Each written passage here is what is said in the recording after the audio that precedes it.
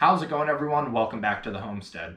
In this episode of the Modern Mountain Man Project, we're going to be talking about my hunting rifle, and we're also going to talk about what I would personally look for if I was going out to buy another hunting rifle today. Now, of course, I didn't get this guy new. I bought this rifle when it was very well used and loved. This is a Winchester Model 670, and the 670 was basically the budget version of the Model 70, which was Winchester's flagship bolt action. But the only real difference between the 70 and the 670 is the quality of the stock and the quality of the bluing. All the important stuff is the same from the 70 to the 670, meaning this gun is just as much of a tack driver as a Model 70. Which is great because I only paid $250 for this guy. Cha-ching! And it's in 30-06, which even before I bought this rifle, I pretty much knew that I wanted my rifle to be in 30-06. There's multiple reasons as to why, but first let me say, for the caliber debate, I'm not going to tell you what you should use, so don't tell me what I should use. As long as it's ethical, as long as it's legal, that's it. I don't really care at the end of the day. We will talk more about calibers in the next video when we talk about hand loading, but that's about all I have to say on the caliber debate. If it's ethical, if it's legal, I don't really care. Why I personally wanted 30-06 though, I started out loading my first caliber 300 blackout. And of course, once you go black, you never go back. No, once you go 30 caliber, you never go back. That's really what it should be. Because it was just logical for me. Once I have a 30 caliber round to be loaded and I have all these different 30 caliber bullets from 110 to 220 grain, why don't I just continue on with another 30 caliber gun? I don't necessarily need to complicate things by having all the different calibers and a ton of different bullet types and a ton of different bullet weights.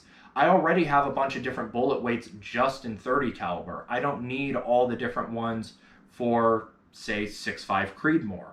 I would just prefer to keep things simple, keep things compatible across calibers, and then that's nice continuing on as I have guns like 30-30, where even though I wouldn't use a spiral point bullet, the round noses, the flat noses, different types of bullets that I could use in this rifle, you know, why not? Why not stock those so that I can continue to load multiple calibers using the same components? Big advantage there. And then continuing on talking about hand loading, if you are able to hand load for 30-06, the world's your oyster. You could load from 110 to 220 and everywhere in between, just like 300 blackout. So this is a very, very versatile cartridge. And I understand that that's not necessarily exclusive to 300 blackout or 30-06. But again, it's just kind of the whole picture. The cross compatibility, the ability to hand load all sorts of different rounds for this and really tailor stuff in, like my go-to hunting round, which is a 180 grain nozzler partition going roughly 27-38 feet per second with a standard deviation of 2.38 feet per second, dumping 2,995 foot-pounds of energy. And if you don't believe my numbers, here you go. These are my notes when I was chronoing a bunch of different load data, and there's the winning numbers. If you don't believe me, you could work out the math for yourself. So being able to hand load something that precise and do it in a gun that cost me $250, I like that. I like being able to do that. But nevertheless, I don't really want to talk too much on the caliber debate. I like 30-06. It may be your grandpa's caliber, but it still works pretty damn well.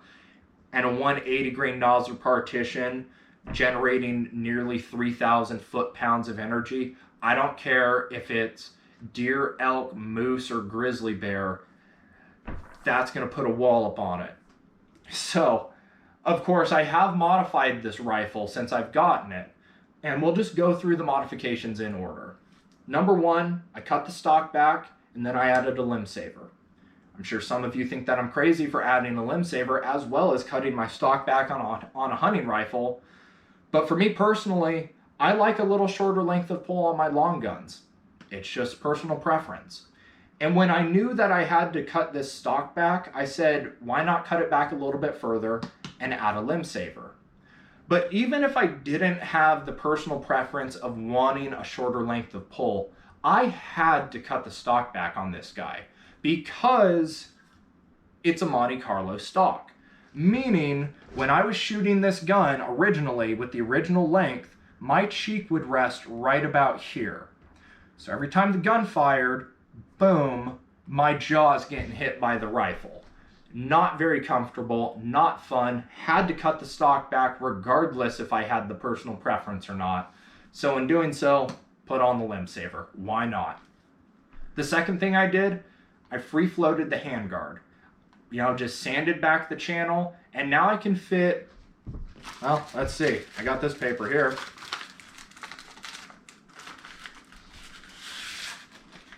No problem, all the way back to the chamber.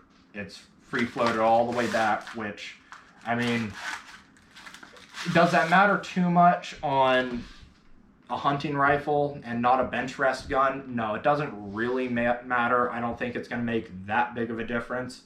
But can it hurt? No, it can't hurt. The next thing I did, added a scope, took off the iron sights. Now, I will say I'm kind of questioning if I should add the iron sights back on, because the original iron sights would have worked with the suppressor. I would have to modify them a little bit, but as far as the height, it would have been just enough to clear the suppressor. So a set of shoot-through rings with those sights may come in handy if I'm on a multi-day backcountry hunt and something happens with this scope. It's just stuff like that where if I'm thinking about the unthinkable, they may come in handy to be on a gun. So we'll see there, but the scope is a 2 to 7 SIG Sauer, 6 Hour Whiskey 3. Why did I pick it? Because it was the cheapest good scope that I can get. If you're catching on with the theme, as long as it's cheap and works, that's basically what I want. I don't need anything too fancy just because it has a fancy name. If it works for me, it's working. After I put the scope on, took the sights off, the last thing that I needed to do was thread the barrel. I am a very, very proud advocate for suppressors. I think that if you are going to use a rifle for hunting, you should use a suppressor on it. Pretty much every state in the union, I know that there's exceptions, but most states allow suppressor ownership and suppressor use for hunting. I don't see any reason why you shouldn't have one of these on the ends of your rifles, because most of you watching this, I almost guarantee that this can cost less than your rifle. There's no excuse for it. And then how much does a nice set of electronic hearing protection cost?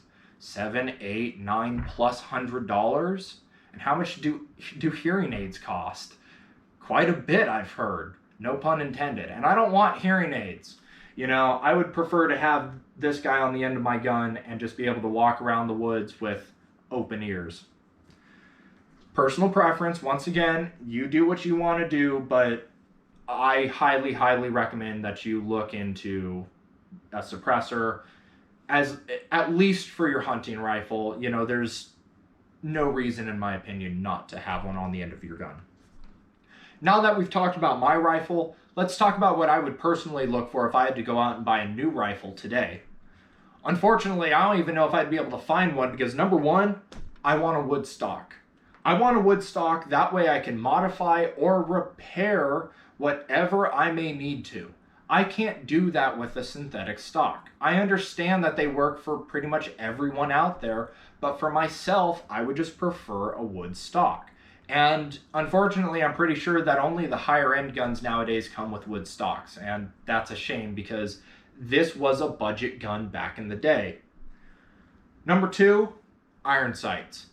I do recommend that you get a rifle that is already drilled and tapped for scope bases, but I really would recommend a rifle that has iron sights that you can remove. Most hunting rifles don't even come with any form of an optic or sights, so they're not shootable out of the box, which is pretty dumb in my opinion. With iron sights, not only can you shoot them out of the box, But then if you do want to have them as a backup for your scope, you can have them as a backup for your scope. And if they get in the way, you can easily remove them. It's very hard to add iron sights to a rifle that was never made to have them, but it's very easy to take iron sights off of a rifle that has them. That's just my 2 cents there. The other thing, threaded barrel. Just like my suppressor rant, I think that if you are out there hunting with a rifle and you're in a suppressor legal state, I think you should have a suppressor on the end of your rifle. I don't think it should be mandatory, but I definitely think that you should heavily consider it because they're not that expensive anymore. They aren't this super exorbitant cost anymore. Like I mentioned earlier, this suppressor probably costs less than your hunting rifle. So look into getting a suppressor for the end of your gun. The last thing, caliber. Leave the Gucci bench rest custom calibers for the bench rest, for the range. Pick a caliber that is very common for your hunting rifle, whether it's 308, 30-06, 6.5 Creedmoor, blah, blah, blah, blah, all the different hunting calibers that are out there. And the reason I say that is not because I'm hating on those custom calibers. I'm saying that because whether you're flying from the East Coast out here to the West, or you're just hunting within your region, if you forget that custom box of ammo at home, you want to be able to walk into any sporting goods store and know that that caliber is sitting on the shelf for you. You don't want to have to wonder if your custom 3789 Swift Magnum is at the North 40. You want to be able to just walk over there and get the box of 308 and get the box of 30-06.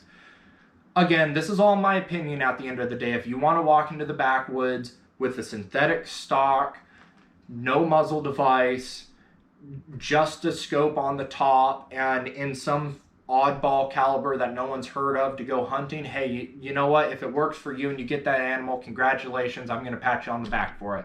But for me, I want a wood stock. I want it in a common caliber. I want it with iron sights as an option, but with the ability to mount a scope. And then I want a suppressor on the end of my gun. That's just me. That's just my opinion. And at the end of the day, this is my YouTube channel, and that's what it's all about, is my opinion. With that, you guys, I hope you enjoyed this video. I hope you found it either enjoyable or informative.